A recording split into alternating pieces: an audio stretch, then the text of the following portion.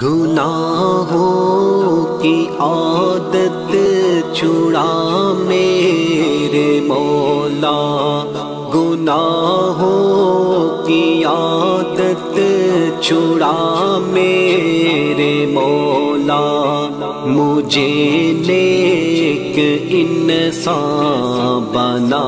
میرے مولا، گناہوں کی عادت چھڑا میرے مولا، مجھے نیک انسان بنا میرے مولا، جو تجھ کو جو تیرے نبی کو پسند ہے، جو تجھ کو جو نحمدہ ونصلی ونسلم علی رسولہ الکریم، اما بعد فاعوذ باللہ من الشیطان الرجیم، بسم اللہ الرحمن الرحیم۔ ربنا وبعث فیہم رسولا منہم یتلو علیہم آیاتک ویعلمہم الکتاب والحکمت ویزکیہم انک انت العزیز الحکیم۔ آمنت باللہ صدق اللہ العظیم وصدق رسولہ النبی الامین المختار الکریم، وَنَحْنُ عَلَى ذَلِكَ لَمِنَ الشَّاهِدِينَ وَالشَّاكِرِينَ وَالْحَمْدُ لِلَّهِ رَبِّ الْعَالَمِينَ۔ اللہم صلی وسلم وبارک علی سیدنا و مولانا محمد وعلی آلہ واصحابہ وبارک وسلم، صلاۃ و سلاما دائما علیک وعلی آلک واصحابک یا رسول اللہ صلی اللہ تعالی علیہ وسلم۔ عزیزان ملت اسلامیہ، محترم خواتین اسلام، محترم ناظرین و سامعین کرام، قرآن کریم کی جس آیت مبارکہ کو تلاوت کرنے کا میں نے شرف حاصل کیا، اس آیت مبارکہ کے معنی اور مفہوم کے تحت اب تک آپ حضرات کے سامنے سلسلہ وار گناہ کسے کہتے ہیں اس کے 13 حصے پیش کر دیے گئے۔ آج کا یہ 14واں حصہ ہے جس میں ہم گناہوں کے حوالے سے گفتگو کریں گے، اور ایک حدیث پاک جو طویل حدیث ہے، جس میں رسول پاک صلی اللہ تعالی علیہ وسلم نے گناہوں کی وجہ سے جو عذاب آتا ہے اس کا ذکر فرمایا۔ اس حدیث پاک کے راوی مولا علی شیر خدا رضی اللہ تعالیٰ عنہ ہیں، اور اس حدیث پاک کے دوسرے حصے پر تفصیلی گفتگو کا آغاز ہوا تھا۔ حضور پاک صلی اللہ تعالیٰ علیہ وسلم کا فرمان مبارک ہے کہ جب میری امت 15 طرح کے کام میں مبتلا ہوگی، 15 قسم کے کام میں مبتلا ہوگی، تو ان پر عذاب کا آنا جائز و یقینی ہو جائے گا۔ اس میں سب سے پہلی چیز تھی کہ جب مال غنیمت کو ذاتی ملکیت بنا لیا جائے گا، اور دوسری بات تھی کہ امانت کو مال غنیمت بنا لیا جائے گا۔ اسی حوالے سے گزشتہ 2 نشستیں ہماری ہو چکی ہیں، اور ممکن ہے کہ آگے اسی حوالے سے اور بھی نشستیں ہوں، کیونکہ ہمارا مقصد یہی ہے کہ معاشرے میں جو چیز دین کے معاملات کے حوالے سے کم ہوتی جا رہی ہے، اس سبق کو پھر سے پڑھا جائے، سب کے سامنے پیش کیا جائے، تاکہ ان چیزوں کی طرف ہماری رغبت ہو اور ہم گناہ کر کے یا غلطی کر کے اللہ کے عذاب کا حصہ نہ بنے، بلکہ اپنے آپ کو گناہوں سے محفوظ رکھ کر اور لوگوں کو گناہوں سے محفوظ رکھ کر اللہ کے عذاب سے اپنے آپ کو اور لوگوں کو بچا سکے۔ اسی لیے اس بات کو امانت کے حوالے سے تفصیل کے ساتھ میں آپ کے سامنے ذکر ہو رہا ہے، کیونکہ ایک حدیث پاک ہمیں ملتی ہے جس کو امام بخاری نے بخاری شریف میں نقل فرمایا ہے، اور اس حدیث پاک کو اگر ہم غور سے پڑھیں گے اور اسے ہم اگر غور سے سنتے ہیں تو ہمیں پتہ چلتا ہے کہ یقیناً اللہ کے رسول صلی اللہ تعالی علیہ وسلم نے قیامت کے حوالے سے جو پیشین گوئی فرمائی ہے، جو خبر آپ نے دی ہے، ان علامات قیامت میں سے ایک علامت یہ بھی بیان میرے آقا نے فرمائی کہ لوگوں کے دلوں سے امانت نکال لی جائے گی اور امانت کا جذبہ لوگوں کے اندر سے ختم کر دیا جائے گا۔ حضرت حذیفہ رضی اللہ تعالیٰ عنہ اس حدیث پاک کے راوی ہیں، اور آپ نے ارشاد فرمایا کہ رسول پاک صلی اللہ تعالی علیہ وسلم نے دو باتوں کے واقع ہونے کے بارے میں ارشاد فرمایا کہ یعنی دو بڑی چیزیں واقع ہوں گی۔ اس کے بعد آپ فرماتے ہیں ایک تو میں نے اپنی آنکھوں سے دیکھ لی، اور جو آپ نے دیکھا تھا وہ یہ تھا کہ میرے آقا صلی اللہ تعالی علیہ وسلم کا وصال مبارک آپ کے سامنے ہو گیا تھا۔ یہ حدیث پاک کے الفاظ بھی رہیں گے، معنی اور مفہوم بھی رہے گا، اور ساتھ ہی ساتھ اس کا مختصر سا خلاصہ کرتے ہوئے میں آپ کے سامنے اس حدیث پاک کو انشاءاللہ پیش کروں گا۔ وہ فرماتے ہیں کہ ایک بات تو میں نے اپنی آنکھوں سے دیکھ لی، اور وہ بڑی خبر یہ تھی کہ حضور پاک صلی اللہ تعالی علیہ وسلم کا وصال ہو گیا۔ دوسری بات جس کا میں منتظر ہوں۔ پھر آپ فرماتے ہیں، حضرت حذیفہ رضی اللہ تعالیٰ عنہ فرماتے ہیں کہ حضور پاک صلی اللہ تعالی علیہ وسلم نے ارشاد فرمایا کہ بے شک امانتیں لوگوں کے دلوں میں گہرائی میں اتار دی گئی ہیں، یعنی تعلیم و تربیت اس انداز سے دیا گیا، انہیں اس انداز سے ان تک پیغام پہنچایا گیا کہ ان لوگوں نے اللہ تبارک و تعالیٰ کے فرامین کو، اللہ کے رسول صلی اللہ تعالی علیہ وسلم کے فرامین کو صرف سنا نہیں بلکہ اپنے دل و دماغ میں اتار لیا، اور اس کو اپنے اندر انہوں نے محفوظ کر لیا۔ اور پھر قرآن بھی نازل ہوتا گیا، انہوں نے قرآن سیکھا، اور پھر حضور پاک صلی اللہ تعالی علیہ وسلم سے زندگی کے طریقے سلیقے سیکھے، اور پھر اس طرح سے وہ زندگی گزارتے رہے۔ اور پھر اللہ کے رسول صلی اللہ تعالی علیہ وسلم نے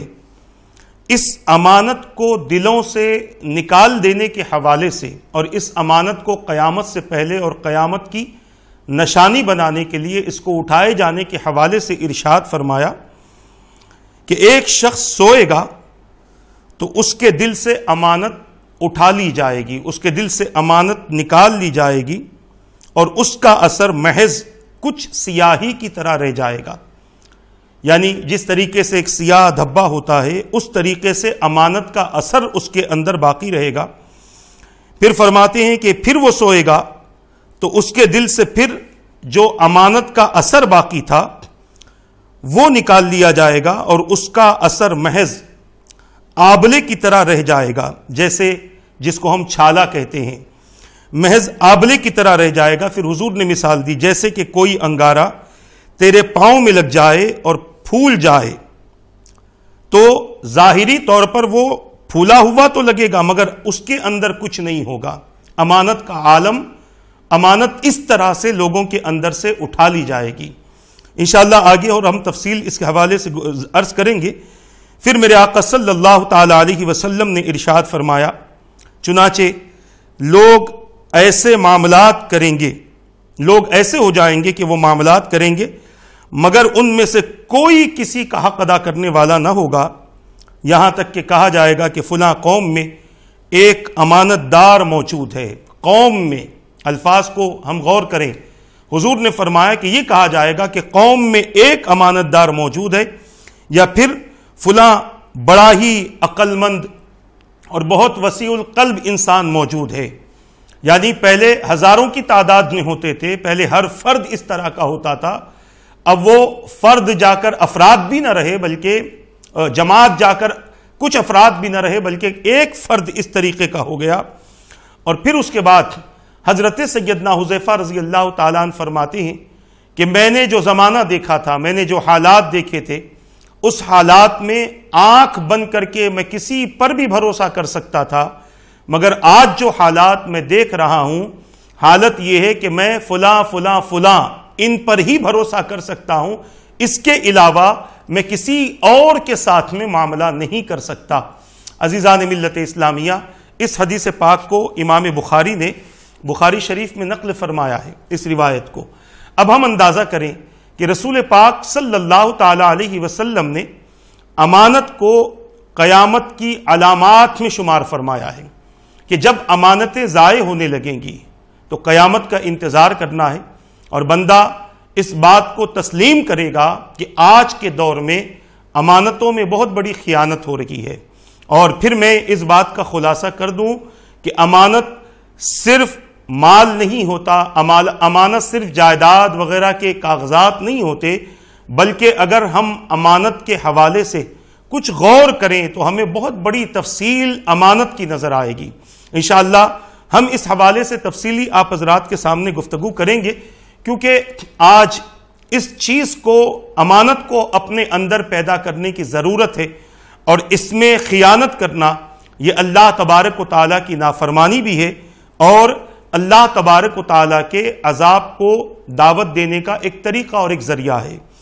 عزیزان ملت اسلامیہ، محترم ناظرین و سامعین کرام، گزشتہ جو حدیث اور جو روایت بیان کی گئی ہے اس میں اگر ہم غور کرتے ہیں تو ہمیں پتہ چلتا ہے کہ رسول پاک صلی اللہ تعالی علیہ وسلم نے امانت کی اہمیت کو اس میں ظاہر فرمایا ہے، اور پھر میرے آقا صلی اللہ تعالی علیہ وسلم نے امانت کس طریقے سے اٹھائی جائے گی اور اس کا طریقہ کار کیا ہوگا، اس کا بھی ذکر میرے آقا صلی اللہ علیہ وسلم نے گزشتہ پیش فرما دیا۔ اور ہم اس بات پر غور کریں گے تو ہمیں یہ بھی پتہ چلے گا کہ حضرت حذیفہ رضی اللہ تعالیٰ عنہ اپنی زندگی ہی میں دیکھ رہے ہیں، اور آپ نے خود محسوس کر لیا اور آپ نے خود فرما دیا کہ ایک وقت تھا کہ جب لوگوں پر آنکھ بند کر کے بھروسہ کیا جا سکتا تھا، اور ہم کرتے بھی تھے، مگر ایک وقت ان کی زندگی میں ایسا آیا کہ آپ نے خود ارشاد فرمایا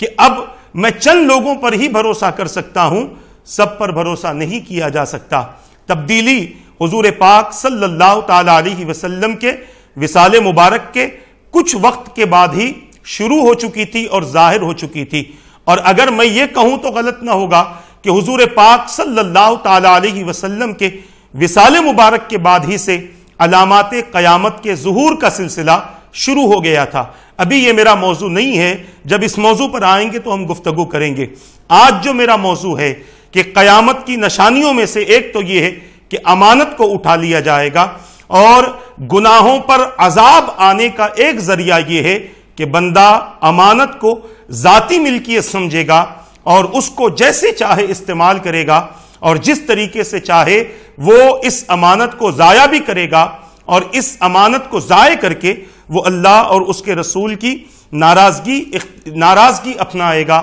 اور اللہ اور اس کے رسول کی ناراضگی اپنانا مطلب یہی ہے کہ اللہ کے عذاب کو دعوت دینا ہے۔ اب آپ کو یاد ہوگا کہ 13ویں نشست میں میں نے ایک حدیث پاک آپ کے سامنے بیان کی تھی امانت کے حوالے سے، اور اس کا کچھ خلاصہ کیا تھا، اور رسول پاک صلی اللہ تعالی علیہ وسلم نے اپنی امت پر اس بات کا اظہار فرمایا کہ جو بندہ 6 چیز کی ضمانت مجھے دے گا میں اس کو جنت کی ضمانت دیتا ہوں۔ اس میں ایک بات امانت تھی کہ جو شخص امانت میں خیانت نہ کرے وہ اللہ کے رسول کی فرمان کی روشنی میں اللہ کے رسول اسے جنت کی ضمانت دیتے ہیں۔ وعدہ کرو تو پورا کرو، بات کرو تو سچ بولو، شرمگاہوں کی حفاظت کرو،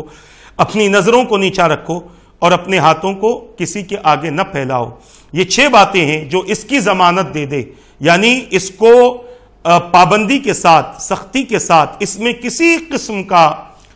قسم کی کمی نہ کرے، بلکہ مکمل اطمینان و سکون کے ساتھ اور ایمانداری کے ساتھ ان چیزوں کو اگر بندہ پورا کرتا رہے گا تو قیامت کے دن اسے فکر کی ضرورت نہیں، بلکہ میرے آقا اپنے فرمان کی روشنی میں اس بندے کو اللہ تبارک و تعالیٰ کے حکم سے جنت میں بھجوائیں گے۔ اور گزشتہ نشست میں یہ بات بھی ہوئی تھی کہ اگر کوئی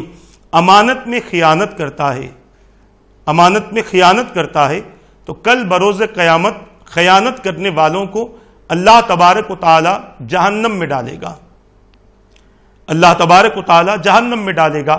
اور پھر اسے اس کی سزا وہاں پر ملے گی، پھر رب جب چاہے اسے معاف کر دے اور اسے جہنم سے نکال کر جنت میں ڈال دے۔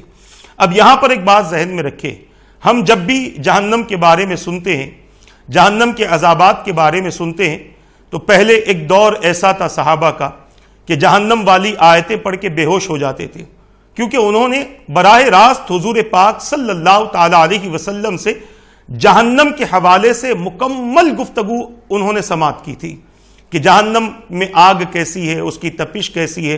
کتنے فاصلے سے اس کی تپش کی وجہ سے انسان حیران و پریشان رہے گا، تکلیف میں رہے گا، اور جہنم میں جو طبقات ہیں، انسان کے کس عمل کی وجہ سے کس کو کون سے طبقے میں ڈالا جائے گا، انسان کو شراب پینے کی سزا الگ ہے، انسان کے زنا کرنے کی سزا الگ ہے، انسان کے جھوٹ بولنے کی سزا الگ ہے، انسان کے قتل کرنے کی سزا الگ ہے، بے نمازی ہونے کی سزا الگ ہے، عمل میں نفاق پیدا ہوتا ہے اس کی سزا الگ ہے، کوئی منافق رہے ان لوگوں کی سزا الگ ہے،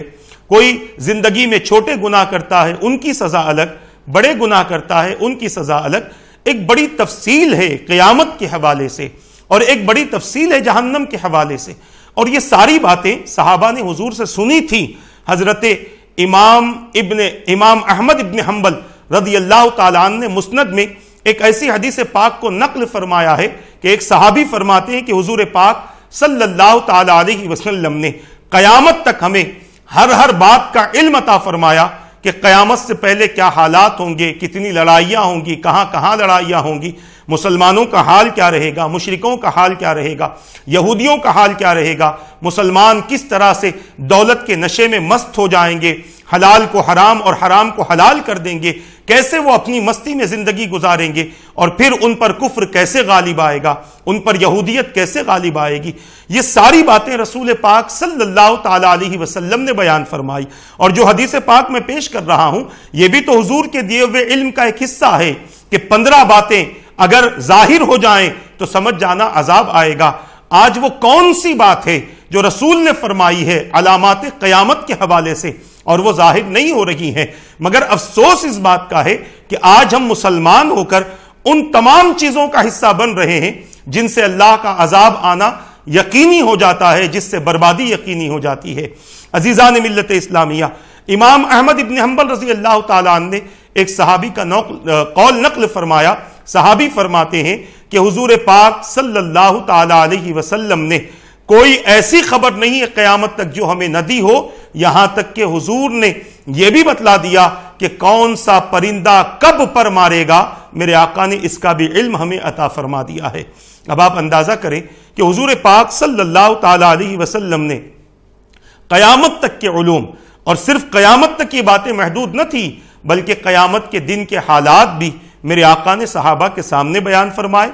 اور قیامت کے دن کیا کیا فیصلہ، کس طریقے کا، کن کے لیے کیا کیا فیصلے ہوں گے، اس کا بھی ذکر حدیث پاک میں ہمیں ملتا ہے۔ اور اس کے علاوہ کس کو جہنم میں ڈالا جائے گا، کون کتنا عرصہ جہنم میں رہے گا، اور جہنم میں جانے والے کی کیفیت کیا ہوگی، کون قیامت کے دن بھی جھوٹ بولے گا، کون قیامت کے دن بھی غلط الفاظ استعمال کرے گا، کس کے اعمال نامے میں کیا ہوگا، یہ ساری باتوں کا علم حضور پاک صلی اللہ تعالیٰ علیہ وسلم نے اپنی امت کو عطا فرمایا، صحابہ کو عطا فرمایا۔ تو میں یہ عرض کرنا چاہتا ہوں کہ رسول پاک صلی اللہ تعالیٰ علیہ وسلم نے ہم سے کسی بات کو پوشیدہ نہیں رکھا، جہنم کا ذکر بھی مکمل فرمایا، جنت کا ذکر بھی مکمل فرمایا، اور جہنم و جنت کے حوالے سے جو سوالات ہوتے تھے میرے آقا صلی اللہ تعالیٰ علیہ وسلم نے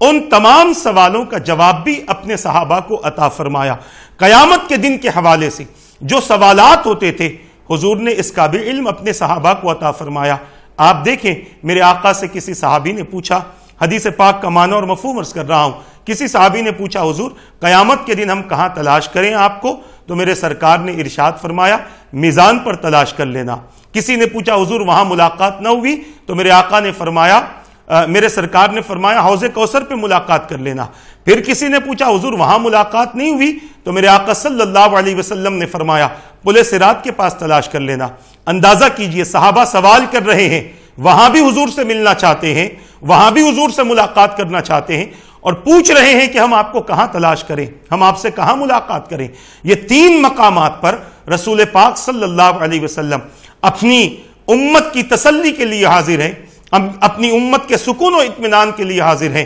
عزیزان ملت اسلامیہ، تو میں یہ عرض کرنا چاہتا ہوں کہ قیامت کا دن اور جہنم کا خوف ہمارے دلوں سے اور ہمارے اندر سے نکل چکا ہے، جس کی وجہ سے آج ہماری یہ حالت ہے۔ مگر دیکھیں وہ لوگ کہ جنہوں نے اللہ تبارک و تعالیٰ کا خوف تو اپنے اندر رکھا ہی تھا، مگر جب کبھی جہنم کا ذکر ہوتا، جہنم کے عذابات کا ذکر ہوتا، تو بعض کانپتے تھے، بعض بے ہوش ہو جاتے تھے۔ قرآن کی آیتیں پڑھ کر صحابہ کا بے ہوش ہونا کئی روایتوں سے ثابت ہے اور کئی روایتوں سے ہمیں ملتا ہے۔ وہ کون سی آیتیں تھیں جن کو پڑھ کر وہ بے ہوش ہوتے تھے؟ تو یہ وہ آیتیں تھیں جن میں اللہ تبارک و تعالیٰ نے جہنم اور اس کے عذابات کا ذکر فرمایا، اور ساتھ ہی ساتھ اپنے سے ڈرنے کا اور اپنے تقوی کا ذکر فرمایا۔ ان آیتوں کو پڑھنے کے بعد ان کی حالت تبدیل ہوتی تھی اور ان کی کیفیات بدل جاتی تھی۔ عزیزان ملت اسلامیہ، میں یہ عرض کرنا چاہتا ہوں کہ حضور پاک صلی اللہ تعالیٰ علیہ وسلم نے اپنی امت سے کسی چیز کو نہیں چھپایا، اور یہ بات ذہن میں رکھ لیں کہ امانت صرف دولت کی حد تک محدود نہیں، امانت کا معنی اور مفہوم بہت زیادہ وسیع ہے۔ انشاءاللہ آگے ہم اس حوالے سے گفتگو کریں گے۔ اب آپ دیکھیں وہ حدیث پاک جس کو میں پیش کرنا چاہتا ہوں کہ جو بندہ امانت میں خیانت کرتا ہے، امانت میں جو بندہ خیانت کرتا ہے اور امانت کو ضائع کرنے کی کوشش کرتا ہے، امانت کو برباد کرنے کی کوشش کرتا ہے، یا امانت میں کسی قسم کا نقصان کرنے کی کوشش کرتا ہے، یا پھر اس کو استعمال کرنے کی کوشش کرتا ہے، یہ سارے خیانت کے مفہوم ہیں، پھر اس کو استعمال کرنے کی کوشش کرتا ہے، تو ایسے لوگوں کی حالت کل بروز قیامت کیا ہوگی؟ حضرت عبداللہ ابن مسعود رضی اللہ تعالیٰ عنہ بیان کرتے ہیں کہ اللہ کی راہ میں شہید ہو جانے سے تمام گناہوں کا کفارہ ہو جاتا ہے ما سوا امانت کے۔ یعنی اگر کوئی بندہ اللہ تبارک و تعالیٰ کی راہ میں شہید ہو جائے، شہید کا معنی تو آپ کو معلوم ہوگا، شہید کا مفہوم آپ کو معلوم ہوگا، شہید کسے کہتے ہیں یہ بھی آپ کو معلوم ہوگا کہ شہید وہ ہے جو اپنے گھر بار کو چھوڑ کر، اپنے ماں باپ کو چھوڑ کر، اپنے بیوی بچوں کو چھوڑ کر، اپنی تجارت کو چھوڑ کر، اپنے تمام معاملات کو چھوڑ کر، اپنی ساری محبتوں کو پس پش ڈالتے ہوئے اللہ تبارک و تعالیٰ کی محبت، اللہ کے رسول کے فرمان پر عمل کا جذبہ لیے ہوئے، جو اپنی جان عزیز کو قربان کرنے کے لیے، اللہ تبارک و تعالیٰ کی رضا حاصل کرنے کے لیے، خوشنودی حاصل کرنے کے لیے اللہ کی راہ میں نکل جاتا ہے، اور اللہ کی راہ میں نکل کر اللہ کے دشمنوں کے ساتھ جنگ کرتا ہے، یہاں تک کہ اس کو ختم کر دیا جاتا ہے، اسے قتل کر دیا جاتا ہے، اور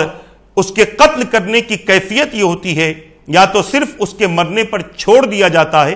یا پھر اس کے جسم کے ٹکڑے کیے جاتے ہیں، یا پھر اس کے جسم پر گھوڑے دوڑائے جاتے ہیں، اس کی میت کے ساتھ، اس کے جنازے کے ساتھ، اس کے جسم کے ساتھ غلط حرکتیں کی جاتی ہیں۔ خیر کچھ بھی ہو، جو بندہ اللہ کی راہ میں اللہ کی رضا کے لیے نکلتا ہے، اور پھر اس کی کیفیت یہ ہو کہ میرے آقا صلی اللہ تعالیٰ علیہ وسلم نے ارشاد فرمایا کہ شہید کے جسم سے نکلنے والے خون کا قطرہ زمین پر گرنے سے پہلے اللہ تعالیٰ اس شہید کی مغفرت فرما دیتا ہے، اس شہید کو معاف فرما دیتا ہے۔ آپ اندازہ کیجئے جس شہید کی فضیلتیں قرآن نے بیان فرمائی ہوں، جس شہید کی فضیلتیں حدیث میں بیان کی گئی ہوں، اس تفصیل میں نہیں جاؤں گا ورنہ ایک نیا موضوع، ایک نیا سلسلہ شروع ہوگا، صرف اشارے دے رہا ہوں۔ آپ کو بھی پتا ہوگا کہ شہید کہتے کسے ہیں، کہ جس کی حالت یہ ہو کہ جس کی روح نکلتے ہی جسے اللہ کی بارگاہ میں پہنچا دیا جائے، اس کی کیفیت، اس انسان کی کیفیت جسے شہادت کا مرتبہ دے دیا گیا، اس کا عالم یہ ہے کہ حضرت عبداللہ ابن مسعود رضی اللہ تعالیٰ عنہ فرماتے ہیں کہ اللہ کی راہ میں جو بندہ شہید ہو جاتا ہے، وہ اس کی شہادت اس کے تمام گناہوں کا کفارہ بن جاتی ہے، مگر سوائے امانت کے، یعنی اگر اس کے پاس میں کسی کی امانت ہو یا اس نے امانت میں خیانت کی ہے، اس نے کسی کی امانت کو ضائع کر دیا، کسی کی امانت میں کمی کر دی، تو پھر شہید کا یہ گناہ معاف نہیں ہوگا۔ شہید کی یہ غلطی اللہ تبارک و تعالیٰ معاف نہیں فرمائے گا۔ اب آپ اندازہ کریں، اتنا بڑا مرتبہ اللہ تبارک و تعالیٰ نے اپنے بندے کو عطا فرمایا، مگر اس بندے کے اندر امانت کے ضائع کرنے کا شوق تھا، یا کبھی اس سے یہ عمل ہو چکا ہے اور اس کو اس نے پورا نہ کیا،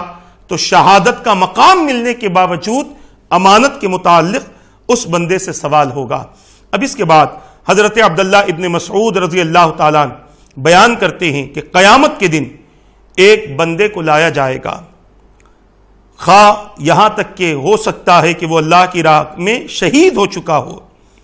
اس سے کہا جائے گا اپنی امانت کو ادا کر، یعنی جو امانت تیرے پاس میں ہے اس امانت کو ادا کر۔ وہ بندہ کہے گا کہ اے رب، میں اب کیسے امانت کو ادا کروں، اب تو دنیا ختم ہو چکی ہے۔ حدیث پاک یہ روایت کا اس قول کا کچھ خلاصہ بھی میں آپ کے سامنے پیش کر دوں۔ اندازہ کیجئے قیامت کے دن بندہ دنیا میں جو کیا ہوگا، جو لیا ہوگا، اسی چیز کے مثل دینے کا بندے سے سوال کیا جائے گا۔ دولت لی تھی تو کہا جائے گا دولت واپس کر، زمین لی تھی تو کہا جائے گا زمین واپس کر، کسی کو مارا تھا، کسی پر ظلم کیا تھا، کسی کا قتل کیا تھا، بہت کچھ اس نے اپنی زندگی میں کیا تھا، کل قیامت کے دن اسی کے مثل، بعض روایتیں ملتی ہیں، اسی کے مثل اسے دینے کے لیے کہا جائے گا۔ اور اس قول کا یہ حصہ بھی یہی ہے کہ رب فرمائے گا جو تو نے دنیا میں میرے بندے سے لیا تھا اس امانت کو ادا کر دے۔ اسی لیے تو وہ بندہ جواب دے رہا ہے کہ مولا میں کیسے امانت ادا کروں، دنیا تو ختم ہو چکی ہے، میرے پاس نہ دنیاوی اسباب ہیں، نہ دنیاوی مال ہے، نہ دنیاوی چیزیں میرے پاس میں ہیں، اب تو کچھ نہیں ہے، میرے پاس میں سب کچھ ختم ہو گیا ہے۔ پھر کہا جائے گا کہ اس کو دوزخ کی طرف لے جاؤ۔ آپ اندازہ کیجئے، الفاظ پر غور کیجئے عبداللہ ابن مسعود رضی اللہ تعالیٰ عنہ کہ شہید کے بارے میں بھی آپ اس قسم کے جملے استعمال فرما رہے ہیں، اس قسم کے کلمات استعمال فرما رہے ہیں کہ اس سے کہا جائے گا، اس کے لیے کہا جائے گا کہ اس کو دوزخ کی طرف لے جاؤ، اس کو دوزخ کی طرف لے جایا جائے گا۔ پھر اس کے سامنے اس امانت کی مثل پیش کی جائے گی جس شکل و صورت میں اس کو وہ امانت دنیا میں پیش کی گئی تھی، یعنی قیامت کے دن وہ امانت اس پر ظاہر ہوگی، جو امانت اسے دنیا میں دی گئی تھی، جیسی دی گئی تھی وہ امانت اس کے سامنے ظاہر ہوگی، اور پھر وہ اس امانت کو پہچان لے گا، بڑا خوش ہوگا کہ چلو یہ چیز آ گئی ہے، میں اسے پکڑ لوں، اسے لے لوں،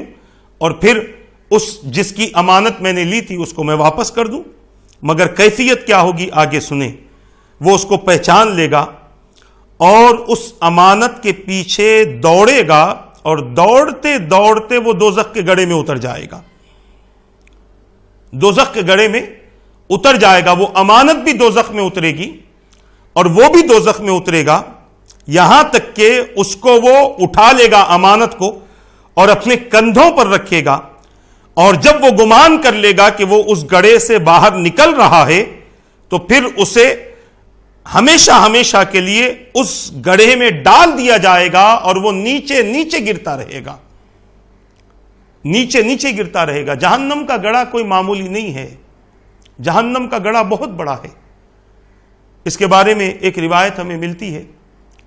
جس کا معنی اور مفہوم ہے کہ میرے آقا صلی اللہ تعالی علیہ وسلم کا فرمان مبارک ہے کہ جو شخص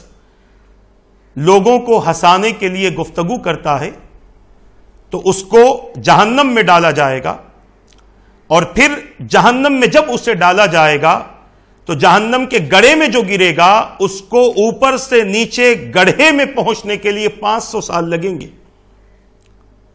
جہنم کے گڑھے میں نیچے اترنے کے لیے اسے 500 سال لگیں گے۔ آپ اندازہ کرو کہ کتنی اندر تک جہنم ہے اور کتنی خطرناک جگہ ہے۔ انسان جیسے جیسے اندر جاتا رہے گا، اجالے ختم ہوتے رہیں گے، اندھیرا بڑھتا رہے گا، اندھیرا بڑھتا رہے گا، یہاں تک کہ صرف اندھیرا رہے گا اور کچھ نہ رہے گا، صرف اندھیرا رہے گا۔ کچھ نہ رہے گا، اجالے کا کوئی سامان نہ رہے گا، اور نہ وہاں اجالے کے لیے کوئی چیز کو تیار کیا گیا ہے کہ اس سے اجالا پیدا ہو۔ حالانکہ آگ ہے وہاں پر، مگر محققین بیان فرماتے ہیں کہ جہنم کی آگ کو اتنا دہکایا گیا ہے کہ وہ جہنم کی آگ جلتے جلتے تیز ہوتے ہوتے کالی پڑ چکی ہے، وہاں صرف سیاہی ہے، وہاں صرف اندھیرا ہے۔ تو جس کو امانت دی جائے گی اور وہ امانت میں خیانت کرے گا، امانت کو ضائع کرے گا، امانت کو برباد کر دے گا، اس میں کمی کرے گا، تو کل قیامت کے دن اسے امانت واپس کرنے کا حکم دیا جائے گا، اور اگر وہ اس نے امانت واپس نہیں کی تو پھر حالت یہ ہوگی کہ اسے جہنم میں لے جانے کا حکم ہوگا، پھر وہ امانت کی شکل ظاہر ہوگی، پھر اس کے پیچھے پیچھے وہ جہنم میں چلا جائے گا۔ آج ہم اس حدیث پاک سے کچھ اپنی زندگی کو سنوارنے کی کوشش کریں۔ ہمارے پاس بھی لوگ کئی قسم کی امانتیں رکھتے ہیں، اور بعض لوگ ہمیں سچا اور اچھا سمجھ کر، بعض عورتیں کسی عورت کو بہت اچھی سمجھ کر کچھ نہ کچھ باتیں اپنے حوالے سے، اپنی پوشیدہ باتیں اس کے سامنے ظاہر کر دیتی ہیں۔ یہ گفتگو ایک امانت ہوتی ہے، کسی نے اگر آپ کے سامنے کہا، اگر محفل میں کہہ دیا ہے تو پھر یہ بھی امانت ہے، اور اس کو خیر کے ساتھ میں لوگوں تک پہنچانا یہ بھی امانت ہے۔ اور اگر کسی نے اپنی زندگی کے کچھ راز آپ کے پاس میں رکھے ہیں تو اب اس راز کو آپ اپنے اندر راز ہی رکھیں، اسے کسی کے سامنے ظاہر نہ کریں۔ اگر کسی کے سامنے کسی کی گفتگو کو ہم نے ظاہر کر دیا تو یہ بھی امانت میں خیانت ہے۔ میرے آقا نے مجلسوں اور محفلوں کو بھی امانت فرمایا ہے، اور ایک دوسرے کی گفتگو کو بھی امانت کا حصہ بتا دیا گیا۔ تو کوئی اگر ہمیں کچھ راز کی بات کہے تو اس کو چھپا کر رکھنا یہ امانت ہے، اس راز کو ظاہر کر دینا یہ امانت میں خیانت ہے، کیونکہ راز کے فاش ہونے سے جس نے آپ کو کہا ہے اس کا دل بھی دکھے گا، یا ممکن ہو کہ اس راز کے فاش ہونے سے اس پر کوئی بڑی مصیبت آ جائے، اس کا سبب آپ بنیں گے۔ اسی لیے میں خواتین کو بھی مشورہ دیتا ہوں کہ خواتین بھی اگر کسی کا کوئی راز آپ کو معلوم ہو، کسی نے آپ کو اپنا رازداں بنا کر، اپنا ہر دل عزیز بنا کر، اپنا خاص بنا کر اگر کسی نے آپ کو کوئی راز کہا ہے تو اس راز کو دوسروں پر ظاہر نہ کریں، بلکہ اپنے اندر اس راز کو محفوظ کر لیں۔ ہاں اگر بولنے والا یا بولنے والی آپ کو اجازت دے کہ آپ چاہیں تو اس حوالے سے کسی کو کہہ سکتے ہیں تو پھر یہ آپ کو اجازت ملنے پر آپ کسی سے بھی وہ گفتگو کر سکتے۔ عزیزان ملت اسلامیہ، تو عرض کرنا یہ ہے کہ امانت میں خیانت دوزخ کا راستہ ہے، دوزخ میں جانا ہے۔ اب اس کے بعد حضرت عبداللہ ابن مسعود رضی اللہ تعالیٰ عنہ چند باتوں کا ذکر کرتے ہیں۔ ابھی ہم سرسری طور پر ان باتوں کو آپ کے سامنے پیش کر دیں گے، یا پھر مختصر سا خلاصہ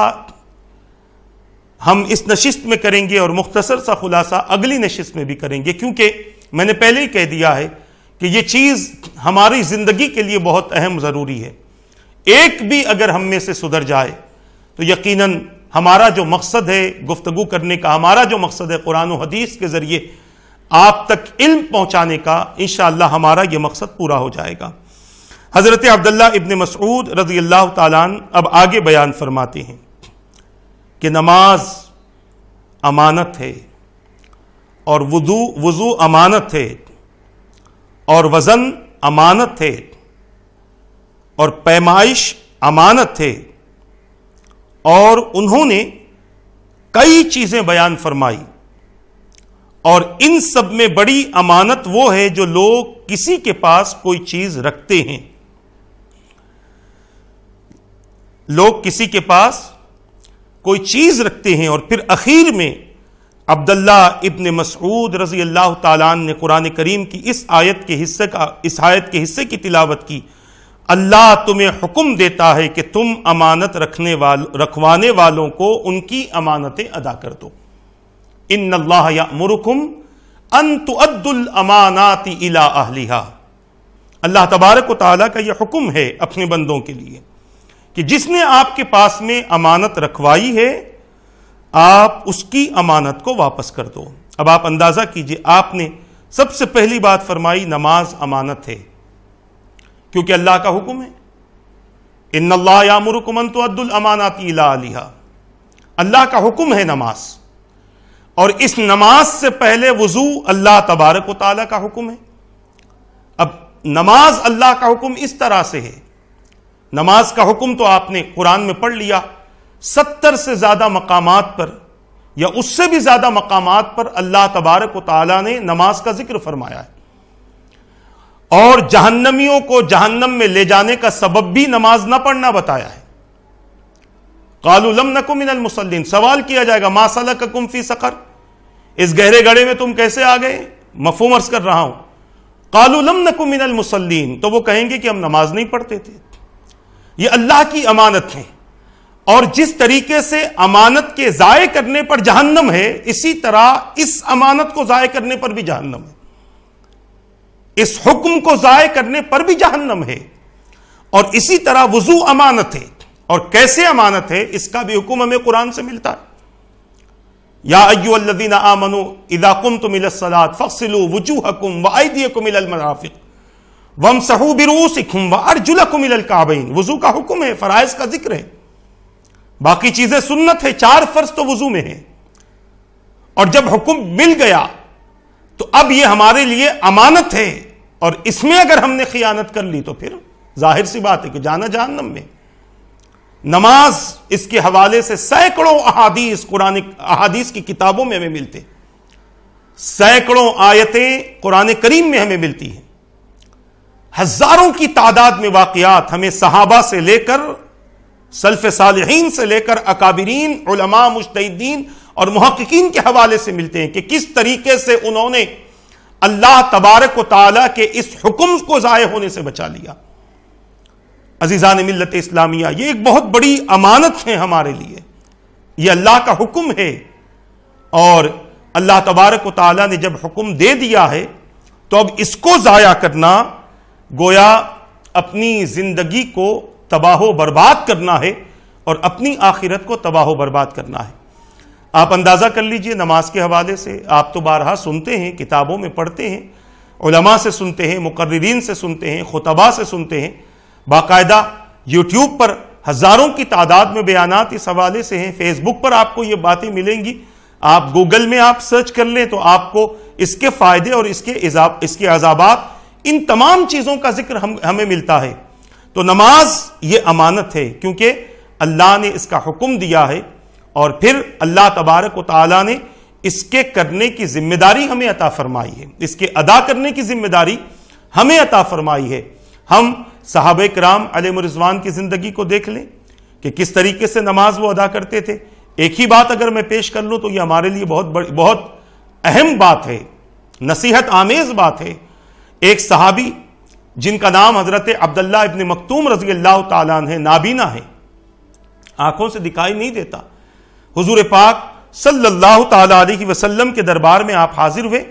اور آپ نے میرے آقا صلی اللہ تعالیٰ علیہ وسلم سے عرض کرنے لگے کہ یا رسول اللہ صلی اللہ تعالیٰ علیہ وسلم،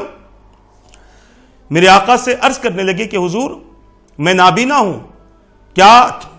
حدیث پاک کا معنی اور مفہوم ہے کہ کیا مجھے بھی نماز کے لیے مسجد میں آنا پڑے گا؟ میرے آقا نے فرمایا اذان کی آواز کانوں میں آتی ہے؟ عرض کیا ہاں اذان کی آواز کانوں میں آتی ہے۔ تو میرے آقا نے فرمایا اب نماز کے لیے مسجد میں آنا ہے۔ کس طریقے سے اللہ تبارک و تعالیٰ کے اس حکم پر عمل کروایا جا رہا ہے، اس کا اندازہ کیجئے۔ اور پھر یہ تو ایک حدیث پاک ہے، اس قسم کی ہزاروں حدیثیں ہمیں احادیث کی کتابوں میں ملتی ہے جس میں رسول پاک صلی اللہ تعالیٰ علیہ وسلم نے نماز کے پڑھنے والے کے ثواب کا ذکر فرمایا اور نماز کے ضائع کرنے والے کے عذاب کا ذکر فرمایا۔ اور پھر یہ سمجھ لیں کہ جس طریقے سے امانت کو ضائع کرنے سے بندہ جہنم میں جاتا ہے، اسی طرح نماز بھی امانت ہے، اور نماز کو ضائع کرنے سے بندہ جہنم میں جاتا ہے۔ وضو بھی امانت ہے، اور پھر اس امانت کو صحیح طور پر پورا کرنا، جیسے حکم ملا ہے اس طریقے سے بندہ مومن کا وضو کرنا، اس طریقے سے بندہ مومن کا عمل کرنا، یہ اس کی ذمہ داری ہے اور یہ اس کے لیے لازمی اور ضروری ہے۔ پھر اسی طرح فرمایا وزن امانت ہے، یعنی کسی کو آپ کچھ دے رہے ہیں تو ناپ تول میں کمی کرنا، یہ بھی اس امانت میں اگر خیانت ہوگی تب بھی